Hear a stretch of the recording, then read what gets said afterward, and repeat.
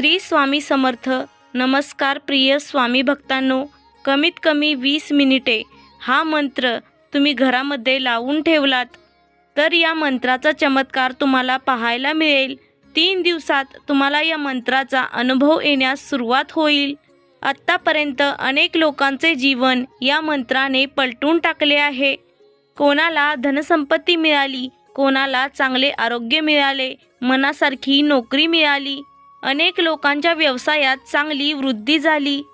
भक्तांनो, हे काही स्वप्न नाही तर हा स्वामींचा आशीर्वाद आहे. हा मंत्र साधासुद्धा नसून दिव्य आणि शक्तिशाली ब्रह्मांड नायक श्री स्वामी समर्थांचा मंत्र आहे. हा मंत्र तुम्हाला अंधारातून प्रकाशाकडे घेऊन जाणार आहे. या मंत्राचा संपूर्ण लाभ घेण्यासाठी तुम्ही सलग 3 दिवस याचा जप करा आणि मग 4थ्या दिवशी होणारा चमत्कार तुम्ही स्वतःच अनुभवाल. प्रिय भक्तांनो, तुमची कामे करता करता तुम्ही हा मंत्र ऐकत राहा. या मंत्राचा जप केल्याने तुमच्या जीवनात आनंद, समृद्धी आणि शांती नक्कीच येईल. भक्तांनो, हा मंत्र दुर्लक्षित करू नका, कारण ही वेळ आहे तुमचे नशीब जागे करण्याची. या मंत्रामुळे तुमच्या आयुष्यात कधीच कोणत्याच गोष्टीची कमतरता भासणार नाही. प्रिय भक्तांनो, तुम्ही आत्तापर्यंत खूप दुःख सोसले आहे, अनेक अडचणींचा सामना केला आहे, पण आता तुमचे दिवस बदलणार आहेत. तुमच्या जीवनात आनंदाचा प्रवाह सुरू होणार आहे. अनेक चांगल्या बातम्या तुम्हाला मिळतील. अनेक चमत्कारिक बदल तुमच्या आयुष्यात घडतील. ज्या गोष्टींची तुमच्या मनात आशा आहे, तुम्हाला एखादा व्यवसाय करायचा असेल, घर बांधायचे असेल किंवा मनात असलेली एखादी मोठी इच्छा पूर्ण करायची असेल, तर हा मंत्र जप ऐकता ऐकता ती तुमची इच्छा स्वामींसमोर व्यक्त करा. नक्कीच तुमची ही प्रार्थना स्वामींजवळ पोहोचणार आहे, कारण या मंत्रामध्ये ब्रह्मांड जागे करण्याची ताकद आहे. तुम्ही आत्तापर्यंत ज्या चांगल्या क्षणाची वाट पाहत होतात तो आता आला आहे. या मंत्रातील ध्वनी तुमचे संपूर्ण आयुष्य बदलून टाकेल. सकारात्मक बदल तुमच्या आयुष्यात घडू लागतील. प्रिय स्वामी भक्तांनो, मंत्राच्या जपातून सर्व गोष्टी पूर्ण होऊ शकतात, पण तितकाच श्रद्धेने तुम्हाला या मंत्राचा जप करायला हवा. प्रिय भक्तांनो, तुम्ही चमत्कारासाठी तयार आहात ना? तर होय स्वामी असे टाईप करा आणि आत्ताच हा मंत्र जप ऐकायला सुरुवात करा. हा मंत्र जप ऐकण्यापूर्वी एक विनंती आहे की हा मंत्र अर्धवट सोडू नका, अन्यथा तुम्हाला याचा लाभ मिळणार नाही. जितका जास्त हा मंत्र चालला जाईल तितकीच सकारात्मक ऊर्जा तुमच्याकडे खेचली जाईल. श्रद्धा ठेवा, विश्वास ठेवा आणि मनापासून या मंत्राचा जप करत राहा. चला तर या मंत्र जपाला सुरुवात करूया.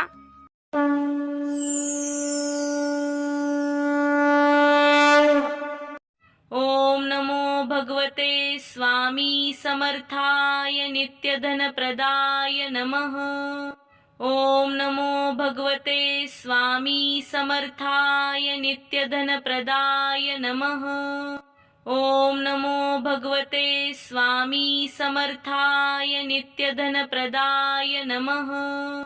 ओम नमो भगवते स्वामी समर्थाय नित्यधनप्रदाय नमः. ओम नमो भगवते स्वामी समर्थाय नित्यधनप्रदाय नमः. ओम नमो भगवते स्वामी समर्थाय नित्यधनप्रदाय नमः.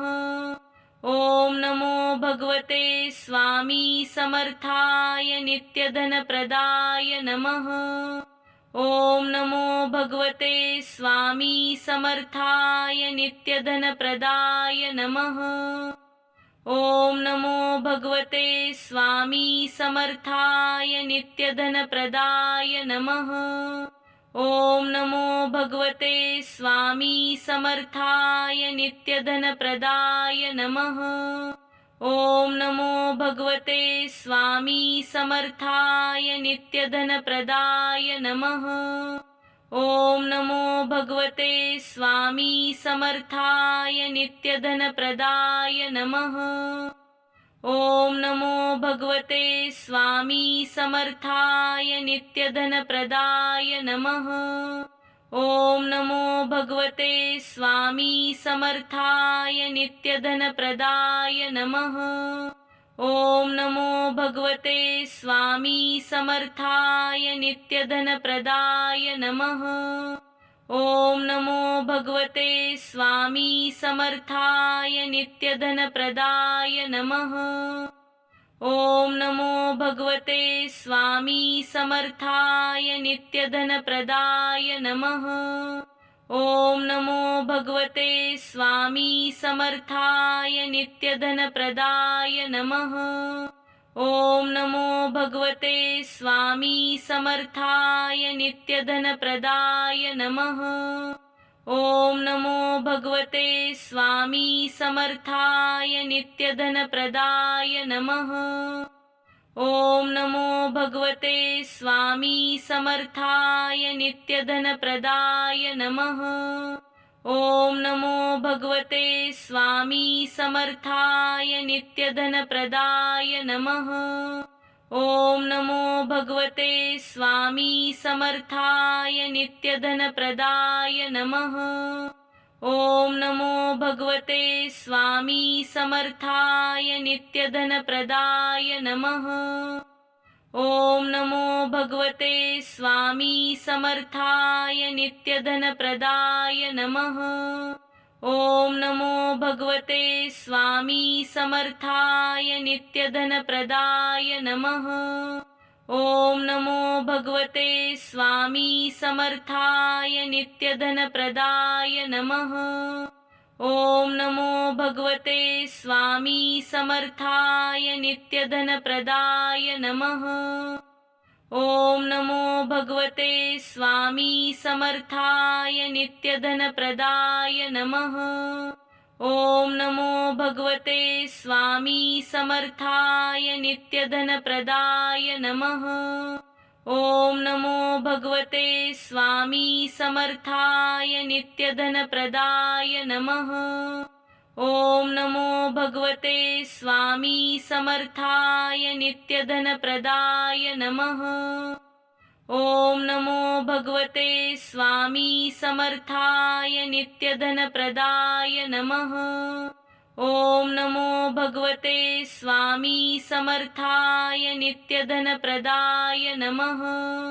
ओम नमो भगवते स्वामी समर्थाय नित्यधनप्रदाय नमः। ओम नमो भगवते स्वामी समर्थाय नित्यधनप्रदाय नमः। ओम नमो भगवते स्वामी समर्थाय नित्यधनप्रदाय नमः। ओम नमो भगवते स्वामी समर्थाय नित्यधनप्रदाय नमः। ओम नमो भगवते स्वामी समर्थाय नित्यधनप्रदाय नमः। ओम नमो भगवते स्वामी समर्थाय नित्यधनप्रदाय नमः। ओम नमो भगवते स्वामी समर्थाय नित्यधनप्रदाय नमः। ओम नमो भगवते स्वामी समर्थाय नित्यधनप्रदाय नमः। ओम नमो भगवते स्वामी समर्थाय नित्यधनप्रदाय नमः। ओम नमो भगवते स्वामी समर्थाय नित्यधनप्रदाय नमः। ओम नमो भगवते स्वामी समर्थाय नित्यधनप्रदाय नमः। ओम नमो भगवते स्वामी समर्थाय नित्यधनप्रदाय नमः। ओम नमो भगवते स्वामी समर्थाय नित्यधनप्रदाय नमः।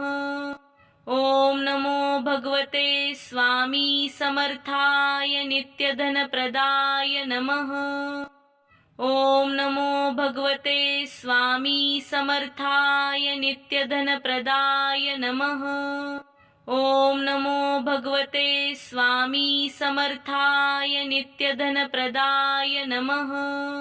ओम नमो भगवते स्वामी समर्थाय नित्यधनप्रदाय नमः। ओम नमो भगवते स्वामी समर्थाय नित्यधनप्रदाय नमः। ओम नमो भगवते स्वामी समर्थाय नित्यधनप्रदाय नमः। ओम नमो भगवते स्वामी समर्थाय नित्यधनप्रदाय नमः। ओम नमो भगवते स्वामी समर्थाय नित्यधनप्रदाय नमः। ओम नमो भगवते स्वामी समर्थाय नित्यधनप्रदाय नमः।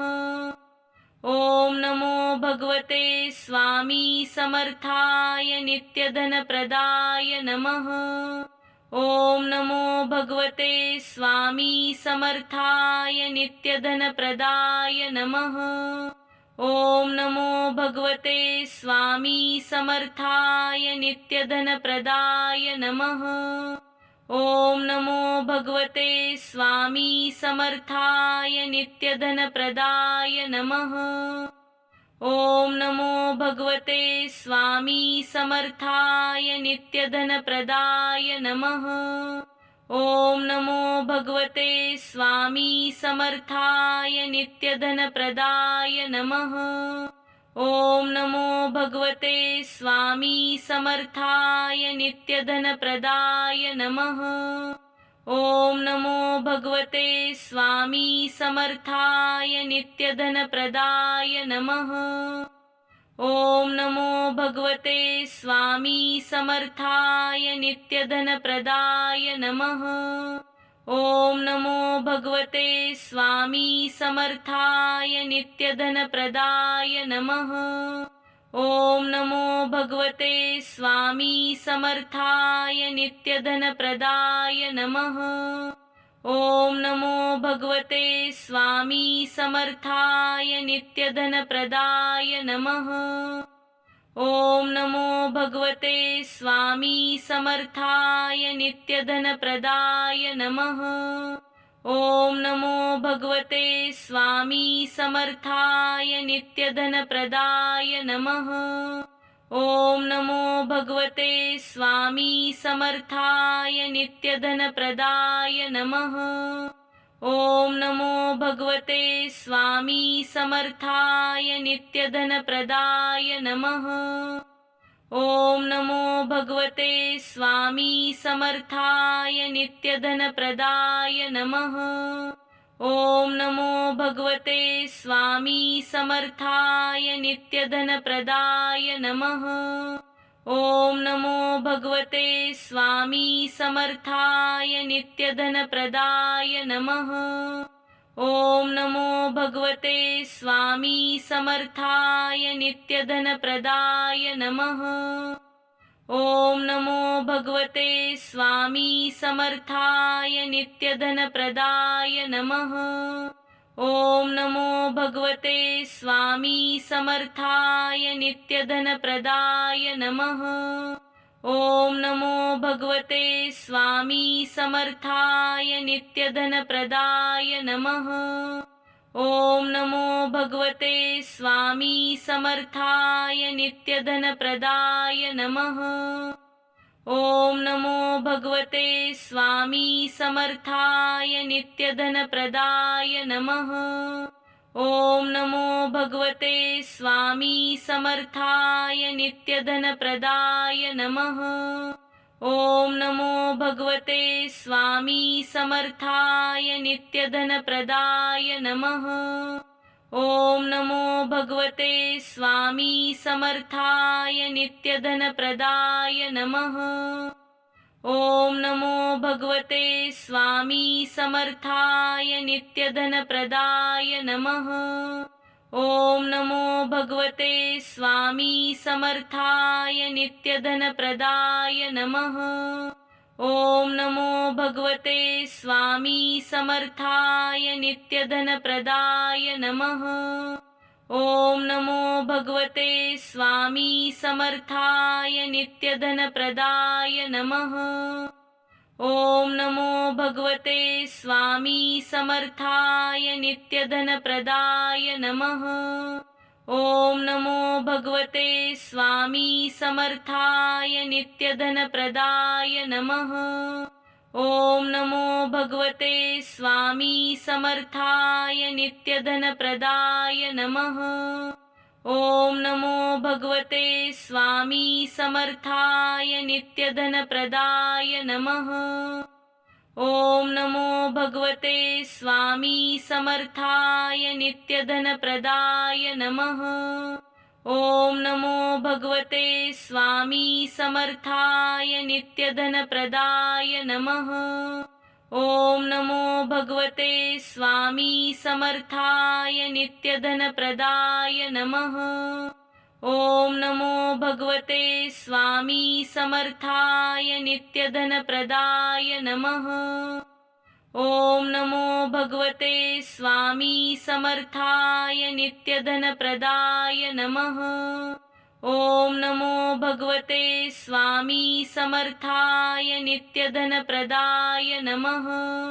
ओम नमो भगवते स्वामी समर्थाय नित्यधनप्रदाय नमः। ओम नमो भगवते स्वामी समर्थाय नित्यधनप्रदाय नमः। ओम नमो भगवते स्वामी समर्थाय नित्यधनप्रदाय नमः। ओम नमो भगवते स्वामी समर्थाय नित्यधनप्रदाय नमः। ओम नमो भगवते स्वामी समर्थाय नित्यधनप्रदाय नमः।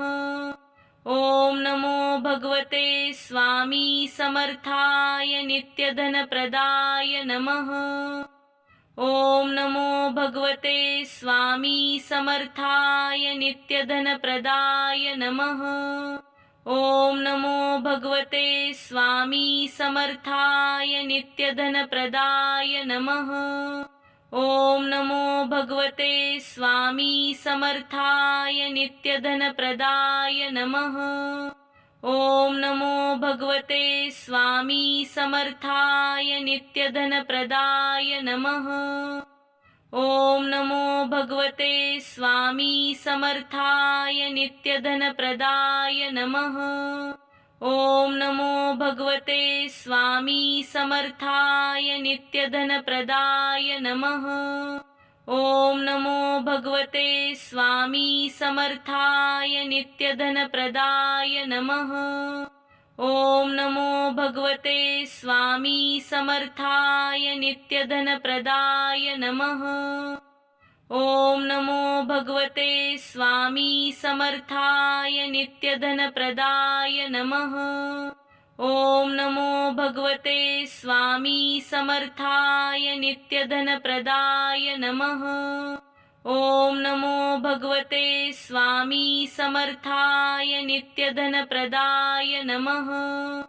ओम नमो भगवते स्वामी समर्थाय नित्यधनप्रदाय नमः। ओम नमो भगवते स्वामी समर्थाय नित्यधनप्रदाय नमः। ओम नमो भगवते स्वामी समर्थाय नित्यधनप्रदाय नमः। ओम नमो भगवते स्वामी समर्थाय नित्यधनप्रदाय नमः। ओम नमो भगवते स्वामी समर्थाय नित्यधनप्रदाय नमः। ओम नमो भगवते स्वामी समर्थाय नित्यधनप्रदाय नमः। ओम नमो भगवते स्वामी समर्थाय नित्यधनप्रदाय नमः। ओम नमो भगवते स्वामी समर्थाय नित्यधनप्रदाय नमः। ओम नमो भगवते स्वामी समर्थाय नित्यधनप्रदाय नमः। ओम नमो भगवते स्वामी समर्थाय नित्यधनप्रदाय नमः।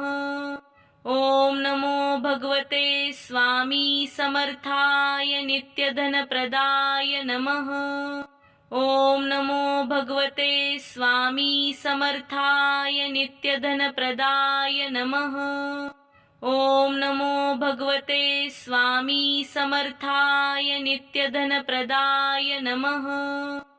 ओम नमो भगवते स्वामी समर्थाय नित्यधनप्रदाय नमः।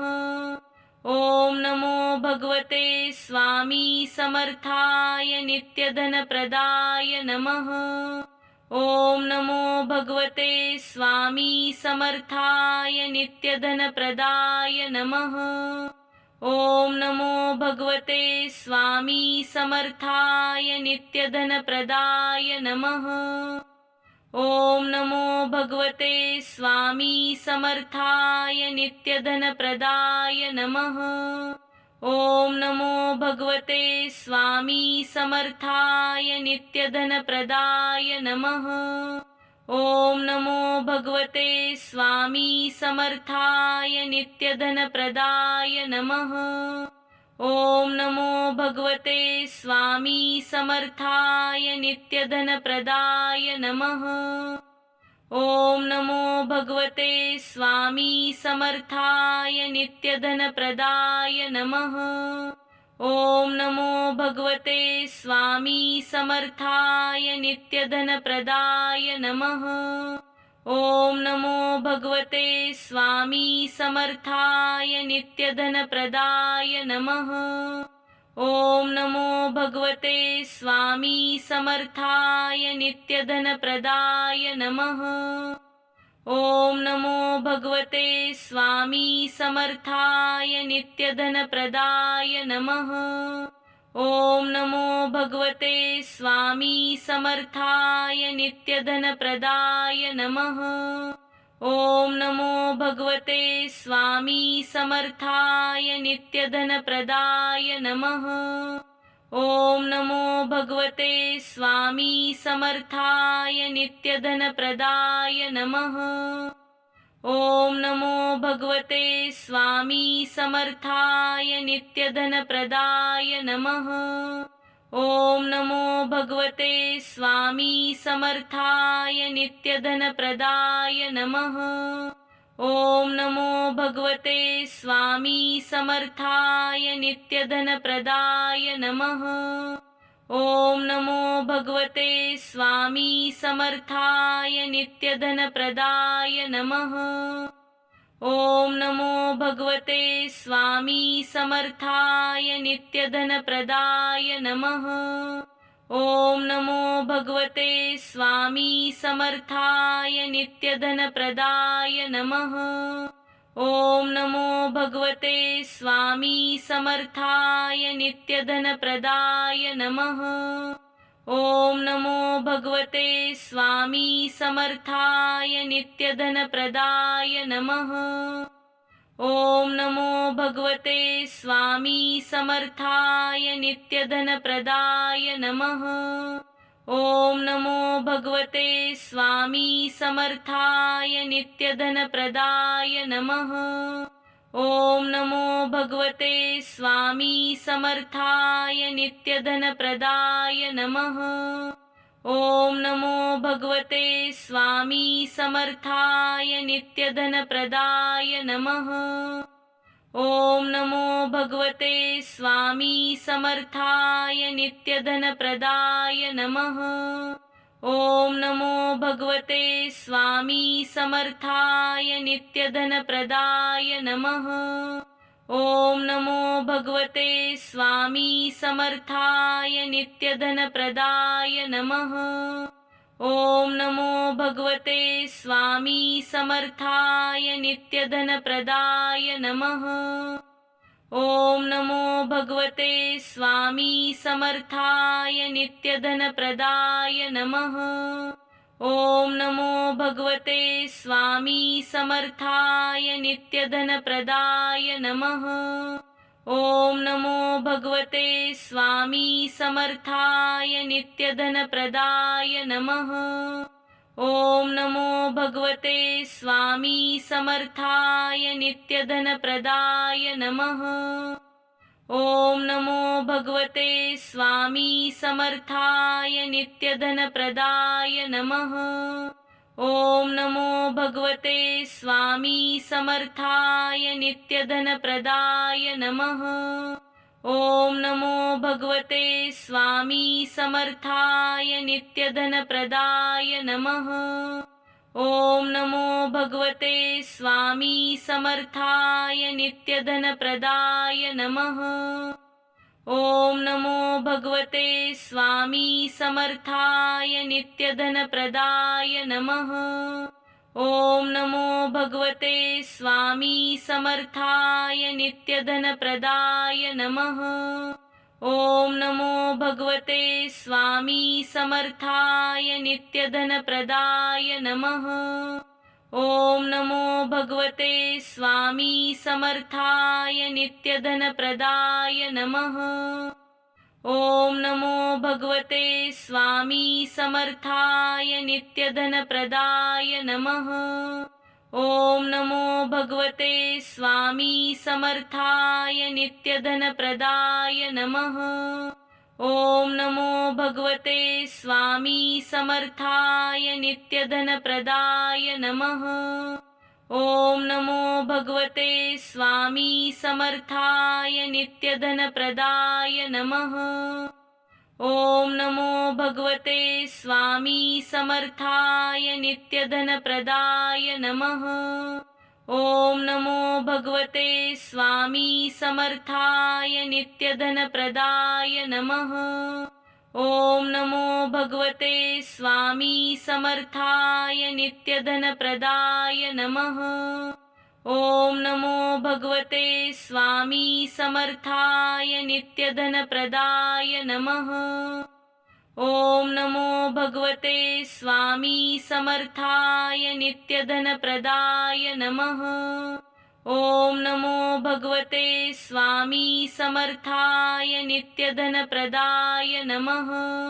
ओम नमो भगवते स्वामी समर्थाय नित्यधनप्रदाय नमः।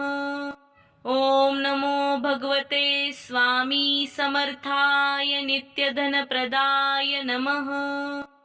ओम नमो भगवते स्वामी समर्थाय नित्यधनप्रदाय नमः। ओम नमो भगवते स्वामी समर्थाय नित्यधनप्रदाय नमः। ओम नमो भगवते स्वामी समर्थाय नित्यधनप्रदाय नमः। ओम नमो भगवते स्वामी समर्थाय नित्यधनप्रदाय नमः। ओम नमो भगवते स्वामी समर्थाय नित्यधनप्रदाय नमः। ओम नमो भगवते स्वामी समर्थाय नित्यधनप्रदाय नमः। ओम नमो भगवते स्वामी समर्थाय नित्यधनप्रदाय नमः। ओम नमो भगवते स्वामी समर्थाय नित्यधनप्रदाय नमः। ओम नमो भगवते स्वामी समर्थाय नित्यधनप्रदाय नमः। ओम नमो भगवते स्वामी समर्थाय नित्यधनप्रदाय नमः। ओम नमो भगवते स्वामी समर्थाय नित्यधनप्रदाय नमः। ओम नमो भगवते स्वामी समर्थाय नित्यधनप्रदाय नमः। ओम नमो भगवते स्वामी समर्थाय नित्यधनप्रदाय नमः। ओम नमो भगवते स्वामी समर्थाय नित्यधनप्रदाय नमः। ओम नमो भगवते स्वामी समर्थाय नित्यधनप्रदाय नमः। ओम नमो भगवते स्वामी समर्थाय नित्यधनप्रदाय नमः। ओम नमो भगवते स्वामी समर्थाय नित्यधनप्रदाय नमः। ओम नमो भगवते स्वामी समर्थाय नित्यधनप्रदाय नमः। ओम नमो भगवते स्वामी समर्थाय नित्यधनप्रदाय नमः। ओम नमो भगवते स्वामी समर्थाय नित्यधनप्रदाय नमः। ओम नमो भगवते स्वामी समर्थाय नित्यधनप्रदाय नमः। ओम नमो भगवते स्वामी समर्थाय नित्यधनप्रदाय नमः। ओम नमो भगवते स्वामी समर्थाय नित्यधनप्रदाय नमः। ओम नमो भगवते स्वामी समर्थाय नित्यधनप्रदाय नमः। ओम नमो भगवते स्वामी समर्थाय नित्यधनप्रदाय नमः। ओम नमो भगवते स्वामी समर्थाय नित्यधनप्रदाय नमः। ओम नमो भगवते स्वामी समर्थाय नित्यधनप्रदाय नमः। ओम नमो भगवते स्वामी समर्थाय नित्यधनप्रदाय नमः। ओम नमो भगवते स्वामी समर्थाय नित्यधनप्रदाय नमः। ओम नमो भगवते स्वामी समर्थाय नित्यधनप्रदाय नमः। ओम नमो भगवते स्वामी समर्थाय नित्यधनप्रदाय नमः। ओम नमो भगवते स्वामी समर्थाय नित्यधनप्रदाय नमः। ओम नमो भगवते स्वामी समर्थाय नित्यधनप्रदाय नमः। ओम नमो भगवते स्वामी समर्थाय नित्यधनप्रदाय नमः। ओम नमो भगवते स्वामी समर्थाय नित्यधनप्रदाय नमः। ओम नमो भगवते स्वामी समर्थाय नित्यधनप्रदाय नमः। ओम नमो भगवते स्वामी समर्थाय नित्यधनप्रदाय नमः।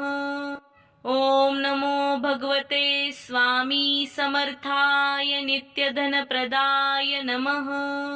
ओम नमो भगवते स्वामी समर्थाय नित्यधनप्रदाय नमः। ओम नमो भगवते स्वामी समर्थाय नित्यधनप्रदाय नमः। ओम नमो भगवते स्वामी समर्थाय नित्यधनप्रदाय नमः। ओम नमो भगवते स्वामी समर्थाय नित्यधनप्रदाय नमः। ओम नमो भगवते स्वामी समर्थाय नित्यधनप्रदाय नमः। ओम नमो भगवते स्वामी समर्थाय नित्यधनप्रदाय नमः। ओम नमो भगवते स्वामी समर्थाय नित्यधनप्रदाय नमः। ओम नमो भगवते स्वामी समर्थाय नित्यधनप्रदाय नमः। ओम नमो भगवते स्वामी समर्थाय नित्यधनप्रदाय नमः। ओम नमो भगवते स्वामी समर्थाय नित्यधनप्रदाय नमः। ओम नमो भगवते स्वामी समर्थाय नित्यधनप्रदाय नमः। ओम नमो भगवते स्वामी समर्थाय नित्यधनप्रदाय नमः। ओम नमो भगवते स्वामी समर्थाय नित्यधनप्रदाय नमः। ओम नमो भगवते स्वामी समर्थाय नित्यधनप्रदाय नमः। ओम नमो भगवते स्वामी समर्थाय नित्यधनप्रदाय नमः। ओम नमो भगवते स्वामी समर्थाय नित्यधनप्रदाय नमः। ओम नमो भगवते स्वामी समर्थाय नित्यधनप्रदाय नमः। ओम नमो भगवते स्वामी समर्थाय नित्यधनप्रदाय नमः। ओम नमो भगवते स्वामी समर्थाय नित्यधनप्रदाय नमः। ओम नमो भगवते स्वामी समर्थाय नित्यधनप्रदाय नमः। ओम नमो भगवते स्वामी समर्थाय नित्यधनप्रदाय नमः। ओम नमो भगवते स्वामी समर्थाय नित्यधनप्रदाय नमः। ओम नमो भगवते स्वामी समर्थाय नित्यधनप्रदाय नमः। ओम नमो भगवते स्वामी समर्थाय नित्यधनप्रदाय नमः। ओम नमो भगवते स्वामी समर्थाय नित्यधनप्रदाय नमः। ओम नमो भगवते स्वामी समर्थाय नित्यधनप्रदाय नमः। ओम नमो भगवते स्वामी समर्थाय नित्यधनप्रदाय नमः। ओम नमो भगवते स्वामी समर्थाय नित्यधनप्रदाय नमः। ओम नमो भगवते स्वामी समर्थाय नित्यधनप्रदाय नमः। ओम नमो भगवते स्वामी समर्थाय नित्यधनप्रदाय नमः। ओम नमो भगवते स्वामी समर्थाय नित्यधनप्रदाय नमः। ओम नमो भगवते स्वामी समर्थाय नित्यधनप्रदाय नमः। ओम नमो भगवते स्वामी समर्थाय नित्यधनप्रदाय नमः। ओम नमो भगवते स्वामी समर्थाय नित्यधनप्रदाय नमः। ओम नमो भगवते स्वामी समर्थाय नित्यधनप्रदाय नमः। ओम नमो भगवते स्वामी समर्थाय नित्यधनप्रदाय नमः। ओम नमो भगवते स्वामी समर्थाय नित्यधनप्रदाय नमः। ओम नमो भगवते स्वामी समर्थाय नित्यधनप्रदाय नमः। ओम नमो भगवते स्वामी समर्थाय नित्यधनप्रदाय नमः। ओम नमो भगवते स्वामी समर्थाय नित्यधनप्रदाय नमः। ओम नमो भगवते स्वामी समर्थाय नित्यधनप्रदाय नमः। ओम नमो भगवते स्वामी समर्थाय नित्यधनप्रदाय नमः। ओम नमो भगवते स्वामी समर्थाय नित्यधनप्रदाय नमः। ओम नमो भगवते स्वामी समर्थाय नित्यधनप्रदाय नमः। ओम नमो भगवते स्वामी समर्थाय नित्यधनप्रदाय नमः। ओम नमो भगवते स्वामी समर्थाय नित्यधनप्रदाय नमः। ओम नमो भगवते स्वामी समर्थाय नित्यधनप्रदाय नमः। ओम नमो भगवते स्वामी समर्थाय नित्यधनप्रदाय नमः। ओम नमो भगवते स्वामी समर्थाय नित्यधनप्रदाय नमः। ओम नमो भगवते स्वामी समर्थाय नित्यधनप्रदाय नमः। ओम नमो भगवते स्वामी समर्थाय नित्यधनप्रदाय नमः। ओम नमो भगवते स्वामी समर्थाय नित्यधनप्रदाय नमः। ओम नमो भगवते स्वामी समर्थाय नित्यधनप्रदाय नमः। ओम नमो भगवते स्वामी समर्थाय नित्यधनप्रदाय नमः। ओम नमो भगवते स्वामी समर्थाय नित्यधनप्रदाय नमः। ओम नमो भगवते स्वामी समर्थाय नित्यधनप्रदाय नमः। ओम नमो भगवते स्वामी समर्थाय नित्यधनप्रदाय नमः। ओम नमो भगवते स्वामी समर्थाय नित्यधनप्रदाय नमः।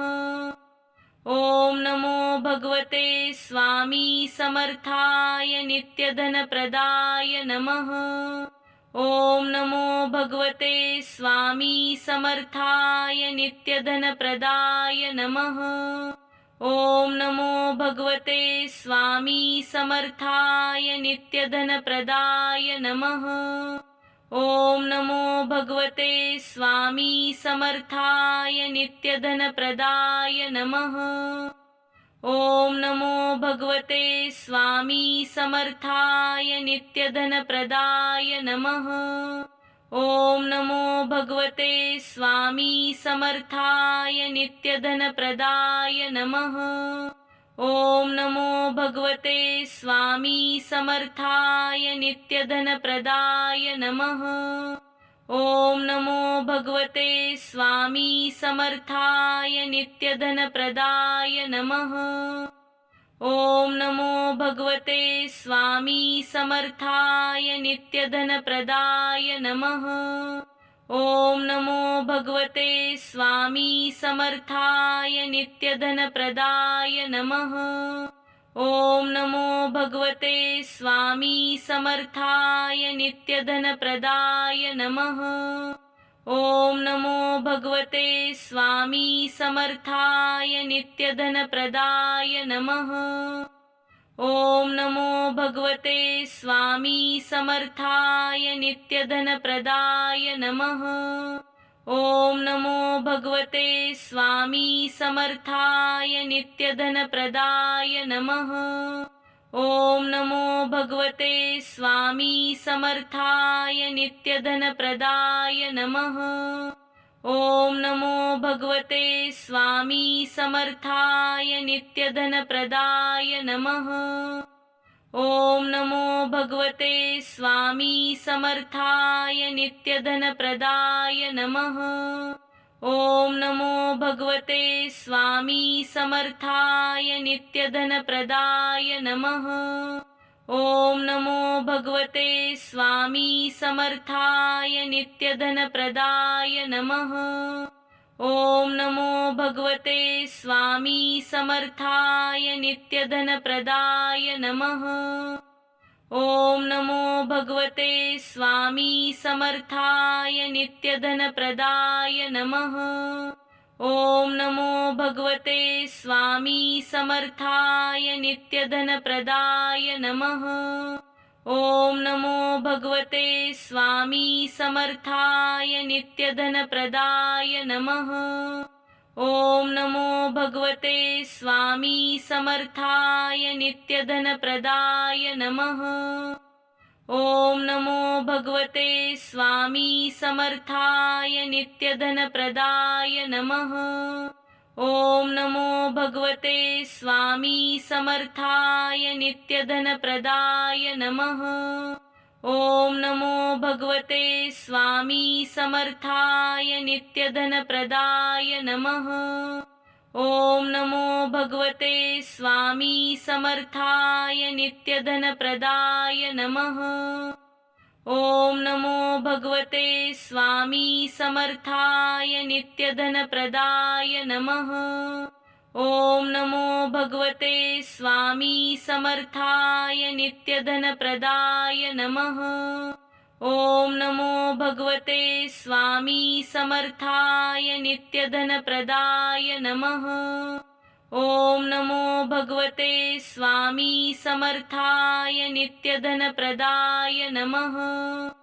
ओम नमो भगवते स्वामी समर्थाय नित्यधनप्रदाय नमः। ओम नमो भगवते स्वामी समर्थाय नित्यधनप्रदाय नमः। ओम नमो भगवते स्वामी समर्थाय नित्यधनप्रदाय नमः। ओम नमो भगवते स्वामी समर्थाय नित्यधनप्रदाय नमः। ओम नमो भगवते स्वामी समर्थाय नित्यधनप्रदाय नमः। ओम नमो भगवते स्वामी समर्थाय नित्यधनप्रदाय नमः। ओम नमो भगवते स्वामी समर्थाय नित्यधनप्रदाय नमः। ओम नमो भगवते स्वामी समर्थाय नित्यधनप्रदाय नमः। ओम नमो भगवते स्वामी समर्थाय नित्यधनप्रदाय नमः। ओम नमो भगवते स्वामी समर्थाय नित्यधनप्रदाय नमः। ओम नमो भगवते स्वामी समर्थाय नित्यधनप्रदाय नमः। ओम नमो भगवते स्वामी समर्थाय नित्यधनप्रदाय नमः। ओम नमो भगवते स्वामी समर्थाय नित्यधनप्रदाय नमः। ओम नमो भगवते स्वामी समर्थाय नित्यधनप्रदाय नमः। ओम नमो भगवते स्वामी समर्थाय नित्यधनप्रदाय नमः। ओम नमो भगवते स्वामी समर्थाय नित्यधनप्रदाय नमः। ओम नमो भगवते स्वामी समर्थाय नित्यधनप्रदाय नमः। ओम नमो भगवते स्वामी समर्थाय नित्यधनप्रदाय नमः। ओम नमो भगवते स्वामी समर्थाय नित्यधनप्रदाय नमः। ओम नमो भगवते स्वामी समर्थाय नित्यधनप्रदाय नमः। ओम नमो भगवते स्वामी समर्थाय नित्यधनप्रदाय नमः। ओम नमो भगवते स्वामी समर्थाय नित्यधनप्रदाय नमः। ओम नमो भगवते स्वामी समर्थाय नित्यधनप्रदाय नमः। ओम नमो भगवते स्वामी समर्थाय नित्यधनप्रदाय नमः। ओम नमो भगवते स्वामी समर्थाय नित्यधनप्रदाय नमः। ओम नमो भगवते स्वामी समर्थाय नित्यधनप्रदाय नमः।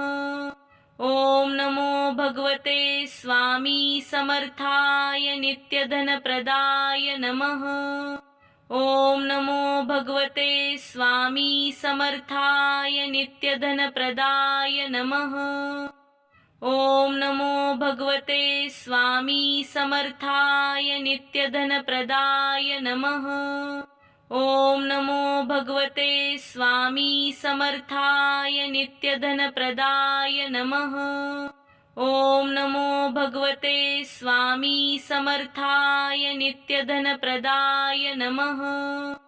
ओम नमो भगवते स्वामी समर्थाय नित्यधनप्रदाय नमः।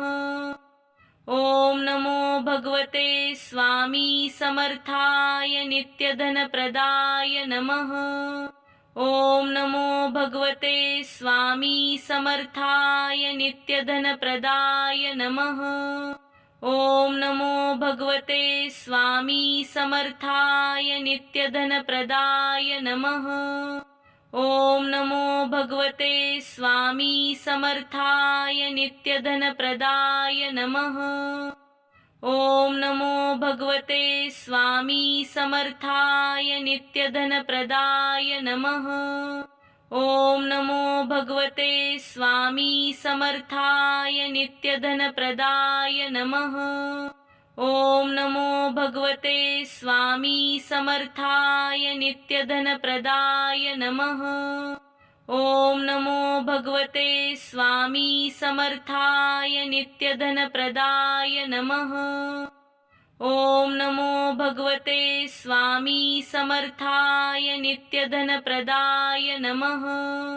ओम नमो भगवते स्वामी समर्थाय नित्यधनप्रदाय नमः।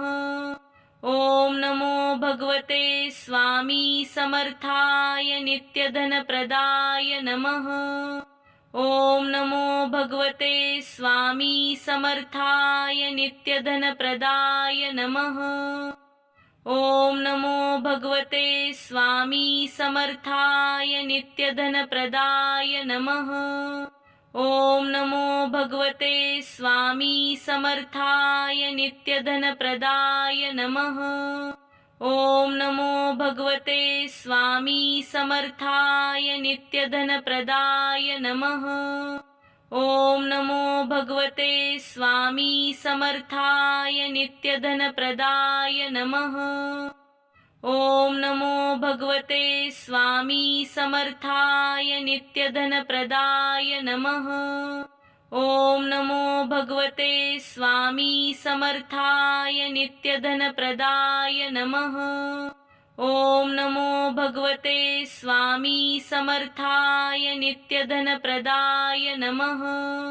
ओम नमो भगवते स्वामी समर्थाय नित्यधनप्रदाय नमः।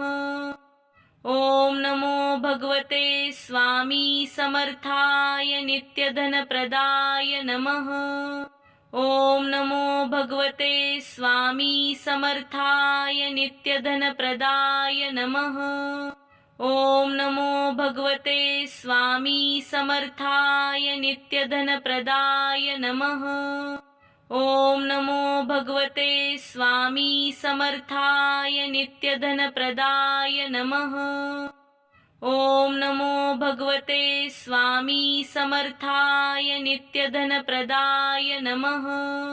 ओम नमो भगवते स्वामी समर्थाय नित्यधनप्रदाय नमः। ओम नमो भगवते स्वामी समर्थाय नित्यधनप्रदाय नमः। ओम नमो भगवते स्वामी समर्थाय नित्यधनप्रदाय नमः। ओम नमो भगवते स्वामी समर्थाय नित्यधनप्रदाय नमः।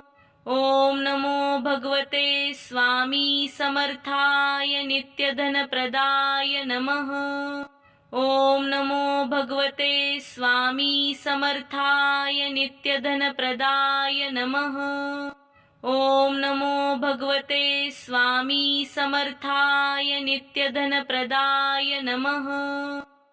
ओम नमो भगवते स्वामी समर्थाय नित्यधनप्रदाय नमः। ओम नमो भगवते स्वामी समर्थाय नित्यधनप्रदाय नमः। ओम नमो भगवते स्वामी समर्थाय नित्यधनप्रदाय नमः। ओम नमो भगवते स्वामी समर्थाय नित्यधनप्रदाय नमः। ओम नमो भगवते स्वामी समर्थाय नित्यधनप्रदाय नमः। ओम नमो भगवते स्वामी समर्थाय नित्यधनप्रदाय नमः। ओम नमो भगवते स्वामी समर्थाय नित्यधनप्रदाय नमः। ओम नमो भगवते स्वामी समर्थाय नित्यधनप्रदाय नमः। ओम नमो भगवते स्वामी समर्थाय नित्यधनप्रदाय नमः। ओम नमो भगवते स्वामी समर्थाय नित्यधनप्रदाय नमः। ओम नमो भगवते स्वामी समर्थाय नित्यधनप्रदाय नमः। ओम नमो भगवते स्वामी समर्थाय नित्यधनप्रदाय नमः। ओम नमो भगवते स्वामी समर्थाय नित्यधनप्रदाय नमः। ओम नमो भगवते स्वामी समर्थाय नित्यधनप्रदाय नमः। ओम नमो भगवते स्वामी समर्थाय नित्यधनप्रदाय नमः। ओम नमो भगवते स्वामी समर्थाय नित्यधनप्रदाय नमः। ओम नमो भगवते स्वामी समर्थाय नित्यधनप्रदाय नमः। ओम नमो भगवते स्वामी समर्थाय नित्यधनप्रदाय नमः। ओम नमो भगवते स्वामी समर्थाय नित्यधनप्रदाय नमः। ओम नमो भगवते स्वामी समर्थाय नित्यधनप्रदाय नमः। ओम नमो भगवते स्वामी समर्थाय नित्यधनप्रदाय नमः। ओम नमो भगवते स्वामी समर्थाय नित्यधनप्रदाय नमः। ओम नमो भगवते स्वामी समर्थाय नित्यधनप्रदाय नमः। ओम नमो भगवते स्वामी समर्थाय नित्यधनप्रदाय नमः। ओम नमो भगवते स्वामी समर्थाय नित्यधनप्रदाय नमः। ओम नमो भगवते स्वामी समर्थाय नित्यधनप्रदाय नमः। ओम नमो भगवते स्वामी समर्थाय नित्यधनप्रदाय नमः। ओम नमो भगवते स्वामी समर्थाय नित्यधनप्रदाय नमः। ओम नमो भगवते स्वामी समर्थाय नित्यधनप्रदाय नमः। ओम नमो भगवते स्वामी समर्थाय नित्यधनप्रदाय नमः। ओम नमो भगवते स्वामी समर्थाय नित्यधनप्रदाय नमः। ओम नमो भगवते स्वामी समर्थाय नित्यधनप्रदाय नमः। ओम नमो भगवते स्वामी समर्थाय नित्यधनप्रदाय नमः। ओम नमो भगवते स्वामी समर्थाय नित्यधनप्रदाय नमः। ओम नमो भगवते स्वामी समर्थाय नित्यधनप्रदाय नमः। ओम नमो भगवते स्वामी समर्थाय नित्यधनप्रदाय नमः। ओम नमो भगवते स्वामी समर्थाय नित्यधनप्रदाय नमः। ओम नमो भगवते स्वामी समर्थाय नित्यधनप्रदाय नमः। ओम नमो भगवते स्वामी समर्थाय नित्यधनप्रदाय नमः। ओम नमो भगवते स्वामी समर्थाय नित्यधनप्रदाय नमः।